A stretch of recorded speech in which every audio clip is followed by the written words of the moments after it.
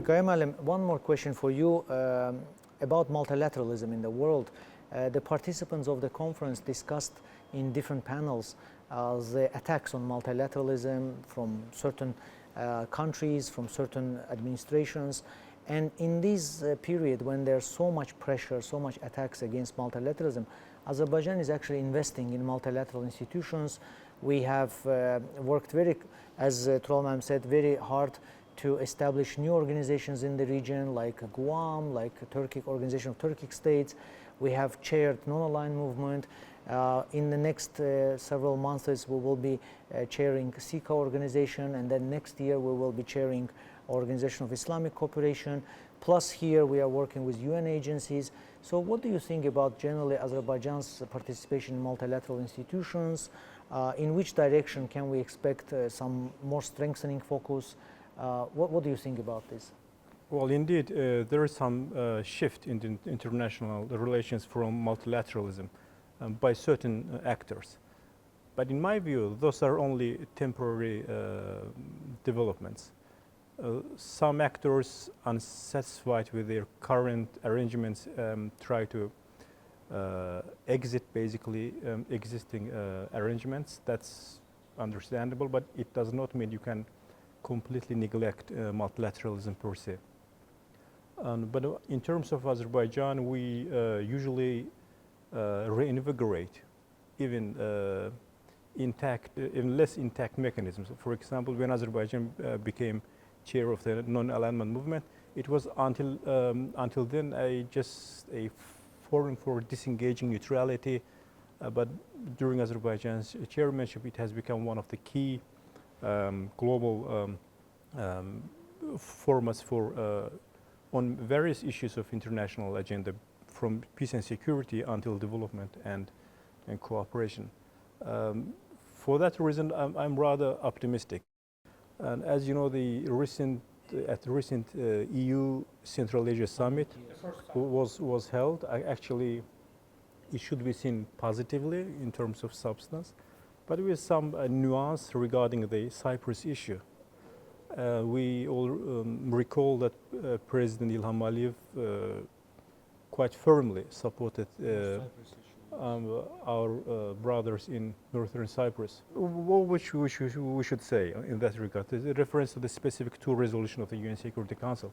There is a wrong perception among certain circles that I actually surveyed the Central Asian media. The resolutions of the UN Security Council are binding, so there is nothing wrong to refer to them, but that's not correct, because not all resolutions of the UN Security Council are binding.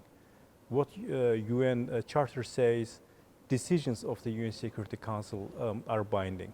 But I think I also appreciate the rather reserved stance of Turkey. What happened has already happened in terms of diplomatic setback, but we need to look further. At the next summit, we need to, of course, welcome Northern Cyprus at the next summit of the Organization of Turkic States, and actually make some reference to more important documents like 1956 London Guarantor Treaty. It is a legally binding treaty still in force that's somehow being overlooked, or as Mr. President said, to the fact that Turkish Cypriots approved, actually endorsed Annan Plan back in 2004. But whatever, in future, I believe it would be in interest of all Turkic states to try to establish partnership relationship between Organization of Turkic States on one hand and European Union on the other hand, when it comes to the Middle Corridor issue, when it comes to their energy security, energy supply, and so on. I believe sooner or later it's going to happen. Thank you, Gayam Alim. You have described this issue in detail, and President indeed voiced very strong support for Northern Cyprus, and I think this was a very symbolic gesture at such a difficult time. President also talked a lot about bilateral relationship with other neighbors, for example, with Georgia, with Iran, and one specific point he made was about opportunities which the new Trump administration has brought to bilateral Azerbaijan-US relationship, because previous administration was very biased, was supporting Armenia. I mean, USAID and State Department were always making statements in favor of Armenia and supporting Armenia economically. So President has talked a lot about new opportunities with Trump administration and the focus of US-Azerbaijan relations in the future. So I would like to ask a Member of Parliament, Sevil Khanum, what do you think about the future of Azerbaijan-US relationships? What kind of changes we can expect? What are the opportunities for the peace process? Because Biden administration was extremely biased and inefficient. So what do you think about this, Sevil Khan? Before coming to Azerbaijan, I want to say that after Trump's victory and he's taking his office, actually two tremendous changes have been observed throughout the world. And the international politics, I think, was shocked by the innovations which Trump wants and will bring to the international relations. And specifically, if to come to Azerbaijan-US relations, yes, you're right. And Mr. President has stated that during the Biden's administrations, our relations actually deteriorated. And that was frustrating for both sides, I think, for Azerbaijan and for the United States, because over the 30 years, we tried to build trusty relations with the United States, and the relations with Washington actually were really fruitful. But Biden's wrong decisions and Biden's biased position, which was directly and clearly directed to supporting Armenia and to be on the side of not only supporting, but to be on the side of Armenia, even not thinking he's right, he's wrong, actually led to what we saw at the end of his tenure. And we are happy to say that now Trump is in power. And his last letter to Mr. President, I think, was very promising. He put very clear notes on the major directions in future relations with Azerbaijan. And we do believe that the political alignments will go on, and Trump is interested in durable peace in South Caucasus, and he will continue his support to peace building between Armenia and Azerbaijan. And third, and very important point, is that he called Azerbaijan successful country, and this is very important. It means that we are successful in South Caucasus, so we are successful in our foreign policy, in domestic policy, in our economic views, and that can lead the overall region to a successful future as well. And third, but not the least point, it was the relations with Israel, and Mr. Trump thanked. And why? Because this is the appraisal of Azerbaijan's tolerant position and the tolerance which we pursue with regard to all other countries, irrespective with their religions and national complexity. And I think, and this is the also appraisal of growing role of Azerbaijan in the Far East and the Near East as well. And it is important that Trump sees Azerbaijan's position and Azerbaijan's role in this region as well. And what Azerbaijan can bring to international relations, this is also multilateralism, what the UN lacks now. But there are also too many organizations throughout the world, and I think the Turkish world is one of them, and the Organization of Turkic States will become one of that organizations which UN will have to cooperate. And so we see Azerbaijan's growing role in the international arena. I think Eurasia will have to count with Azerbaijan in terms of its politics.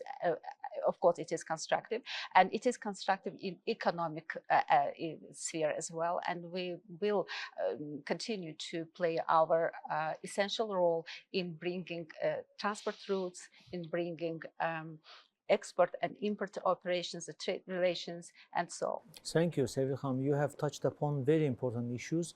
First, about trilateral cooperation between US, Azerbaijan, and Israel, which many experts nowadays are discussing and pointing out, and there's a lot of opportunities for that. You have also talked about developments in Syria, which are actually quite promising for the region. And you have talked about the growing role of Organization of Turkic States in international arena, and that was one of the messages which President said. He said that Organization of Turkic States should be more active in international platforms, in different voting processes, in different resolutions. So he called OTS to be very active in these processes. Tolman, maybe we conclude our discussion with European continent, because President Aliyev also touched upon Council of Europe, Parliamentary Assembly of Council of Europe, European Parliament, some of the difficult relationships that Azerbaijan currently has with them due to their biased attitude. He also mentioned about Minsk group of OSCE. He mentioned about some of the European politicians which are always on Armenian payroll. So what do you think about the current developments? What do you think about the prospects? And in terms of Azerbaijan's contribution to European security, energy security, what do you think we can expect in the future?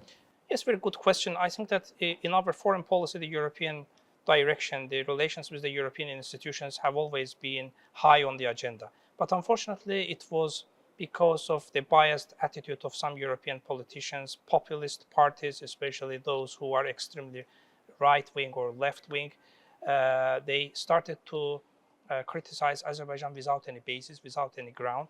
And this hypocrisy reached its high point when we liberated our territories from the Armenian occupation. And after this, all masks thrown out of, and they openly exposed themselves, not accepting the reality. On the paper, they always supported the territorial integrity, sovereignty of Azerbaijan. But when we did it, when we achieved and liberated our territories, we have seen that they are not ready to accept it. And after 2020, we have seen so many hypocrisy coming out from the European institutions, especially the Council of Europe Parliamentary Assembly. We, together with Sevil Khanım, we participated in the sessions of the Council of Europe Parliamentary Assembly, and we have seen so many double, triple standards. And yes, unfortunately, it was mainly because not accepting the reality and not accepting the liberation of our lands from the Armenian occupation. But I think that not all EU members are the same. For example, as I have mentioned, we have strategic partnership agreements with 10 EU members. It means that the Eastern European countries especially are willing to continue their collaboration with Azerbaijan. At the same time, the European Parliament and the European Union institutions, if they continue criticize Azerbaijan without any grounds, Azerbaijan also has its kind of leverage to push and to pressure those European countries who are unjustly delivering their position against us. I think that the power, the strength of Azerbaijan already manifested itself with those countries with which we have very good relations.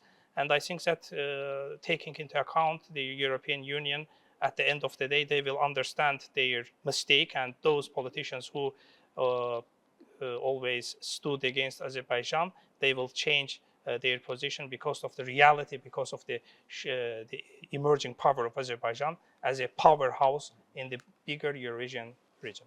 Thank you so much, dear colleagues. Generally, I would like to say that the conference was very successful because participants could also visit Karabakh and see reconstruction efforts in Karabakh. There are massive reconstruction efforts going on everywhere, and even we took tunnels to reach Shusha, which is very, very impressive developments. And one of the questions which participants were asking me is why Armenians have destroyed this land. If they always say that this is their land, why they ruined it, why they looted it. So it is obvious to the international community that this land has true owners. The true owners are back, and they are restoring this, and they're developing this region. And for the regional picture, for the global picture, Azerbaijan has showed itself as a reliable partner, as a partner which can focus on development issues, cooperation issues, and more we are becoming a very pivotal link between Asia and Europe in that sense. And I think in the future, Azerbaijan's role in global politics will continue to improve and to strengthen. Thank you so much for this discussion, and we hope that such kind of discussions will take place in the future as well. Thank you.